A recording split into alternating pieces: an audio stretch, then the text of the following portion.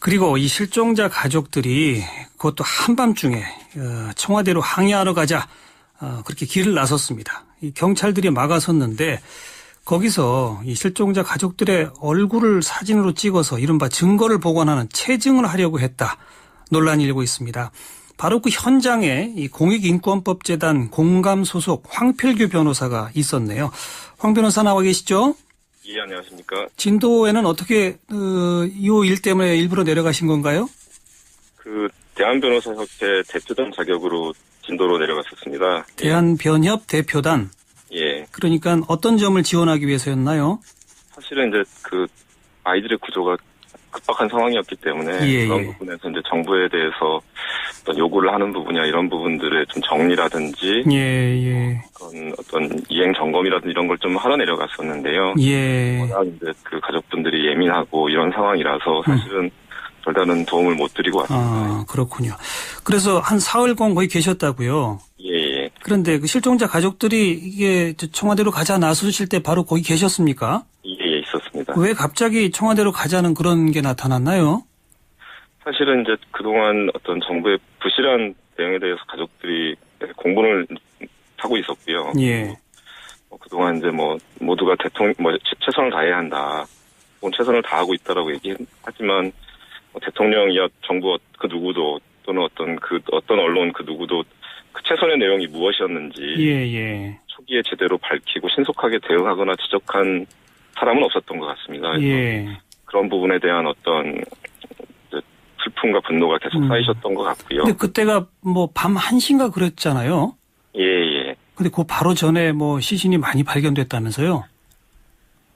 그런 부분도 있었고요. 그리고 이제 계속 어떤 정부나 해경이랑 얘기됐던 부분에서 전문가들을 불러서 뱃머리를 올리는 부분이나 이런 부분들에 대해서 논의할 수 있도록 해주겠다라고 약속을 했는데 막상 몇 시간을 기다렸는데 엉뚱한 분이 오신다거나 무슨 온갖 본부자 붙은데 연락을 해보면 비서는 받고 책임자는 자리에 없고 이런 상황들을 보면서 다들 이제 붕괴를 하셨죠. 예. 그래서 모두 한 몇 분 정도가 어떻게 움직이셨어요?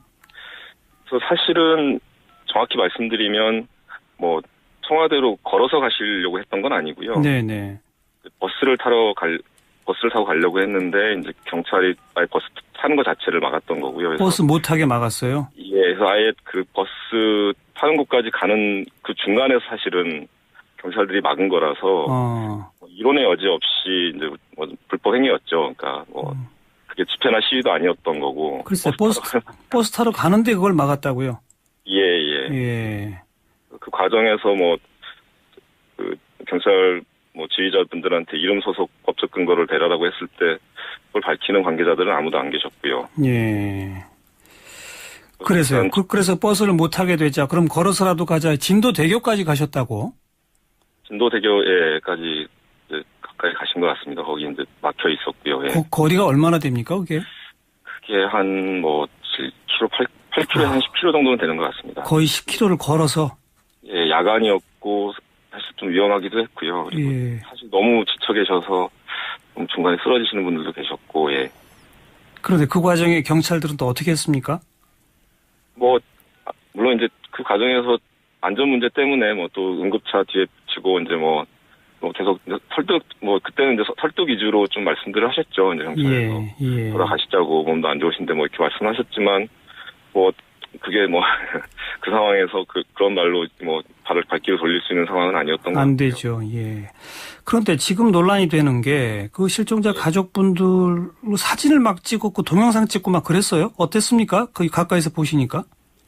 사실은 아까 말씀드렸던 이제 버스 타러 갈 때 길을 막았을 때도 언덕에서 내려오는데 저 밑에서 이제 경찰분들이 막고 있고 체증 카메라들을 다 위로 이제 들이대고 계시더라고요. 그러니까 가까이 다가가기도 전에. 그래서 일단은 위법한 공무집행이 분명한 상황이었고. 일반적인 경우에 체증의 어떤 정당성 이런 걸 논하기에 앞서서 이 상황은 그 자체로 모든 게 불법일 수밖에 없는 상황이었던 거죠. 예. 경찰이 불법 아닙니까? 그러니까. 예, 맞습니다. 가족들이 불법이 아니라. 예, 맞습니다. 그리고 그게 이제 체증을 했다 이런 식으로 얘기하니까 경찰 측이 밝힌 바로는 이건 예. 체증 목적이 아니었다. 뭐 예. 마찰이나 접촉이 있게 되면 나중에 누가 맞았다 안 맞았다 이렇게 주장이 엇갈릴 수 있어서 그냥 정확한 사실 규명을 위한 기록용 체증이었다 이렇게 표현했거든요. 예. 그건 어떻게 생각하십니까? 뭐 제가 알기로는 이제 범죄 수사 목적이나 그 증거 수집을 위해서 체증 카메라를 사용하는 것으로 알고 있고요. 예. 경찰이 그 외의 목적으로 편의적으로 뭐 기록하기 위해서 체증 카메라를 들이밀 수 있다라는 법적 근거는 뭐에 대해서는 이야기를 들은 바가 없습니다. 네. 예. 그리고 또 뭐 일부 보도입니다만은 뭐 체증 방식에도 문제가 있었다고요? 뭐 카메라를 아래쪽부터 쭉 어떻게 훑어왔어요? 그거보다는 아무튼 뭐 어떤 구체적인 상황이 벌어지지도 않았는데 예. 멀리서부터 길을 막고 체증 카메라를 들이댔다라고 했을 때는 사실은 거기서 걸어 내려오는 모든 사람 뭐 저는 이제 뭐 혹시 뭐 인권 침해가 있나 해서 이제 뒤쫓아오고 있었는데 저도 찍혔을 거고요. 그렇죠. 걸어 내려오는 모든 사람들의 어떤 사진을 다 찍게 되는 이런 상황이 벌어진 셈이죠. 예. 예. 그 지난 9일인가 국가인권위원회에서 경찰에다가 무분별한 체증 막기 위해서 체증 범위나 대상을 제한하라 국가인권위원회 권고까지 있었죠. 예. 그 오늘의 이 행동은 그렇다면 그 권고에는 정면으로 위배되는 거죠. 그렇다고 보여집니다. 사실 이게 어떤 구체적인 행위나 규정보다는 어떤 이제 집회나 시위가 어떤 민주주의 발전을 위해서 얼마나 중요한지에 대한 인식의 차이의 문제인 것 같고요. 집회나 시위를 기본적으로 범죄시하는 어떤 태도의 근본적인 문제점이 있는 알겠습니다. 또 실종자 가족이 있는 체육관 내부에 사법경찰 배치돼 있습니까? 우선 체육관뿐만 아니라 역시 가족분들이 계시는 팽목항에도 사법경찰들이 이제 일반 행세를 하면서 돌아다니고 있는 걸 제가 직접 목격을 했기 때문에 책임지고 말씀드릴 수 있고요. 어떤 의도였을까요? 왜 정복을 입은 경찰이 아닌 사법경찰이 왔을까요? 일단 한 정보과장이 이제 전화로 정보 보고하다가 가족들한테 발각된 걸로 봐서는 일단 정보 보고일 텐데 과연 이 가족들이 어떤 경찰 정보 수집의 대상인가? 라는 부분에 대해서 경찰이 반드시 그 부분에 대해서는 입장을 밝히고 사과를 하고 관련자들을 처벌하는 게 맞는 것 같고요. 이 현장에는 반드시 경찰이 필요합니다. 제가 보기에는 경찰이 여러 가지 해야 할 일이 있는데 네, 맞습니다. 정복을 입고 당당히 신분을 밝히고 지원 역할을 해야 되는 거 아닐까요? 예, 그래서 사실 그것도 말씀드리고 싶은데요. 예. 충분히 많은 정복 경찰들이 존재합니다.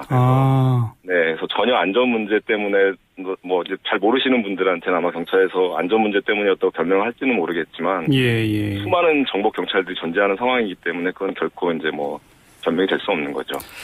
그리고 마침 또 말씀하세요. 더 말씀드리면 정경 같은 경우는 이제 전투 경찰 중에 일부 같은 경우는 아예 사복을 입고 공무집행할 수 있는 법적 근거가 없습니다. 근데 정 총리 왔을 때 같은 경우는 정경들이 사복을 입고 이제 그 차를 둘러싼다든지 하는 방식으로 특별한 법적 근거 없이 이제 사복을 입고 공무집행을 하는 사례들도 있었습니다.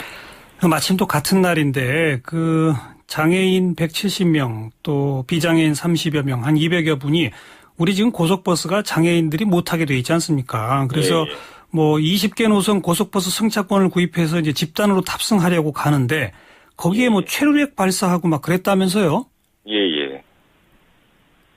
그래서 그거 같은 경우는 저는 이제 이렇게 봐야 한다고 생각합니다. 장애인들이 이제 고속버스를 타고자 했던 것은 어떻게 보면 장애인 날을 맞이해서 정부나 국민의 인식을 개선하고 관련 법제라든지 관행을 개선하기 위한 캠페인이었다. 것이 맞는 것 같고 굉장히 사회적으로도 유의미하고 바람직한 캠페인이었던 것 같고요. 근데 이제 엄밀한 법의 잣대로 이게 집회다. 그리고 이제 사전 신고를 안 했다. 그렇게 치면 사실 어떤 사소한 생활상의 문제라든지 사회 문제에 대해서 바람직한 방향에 대해서 이야기하는 그 어떤 모임도 불법 집회가 되는 거겠죠.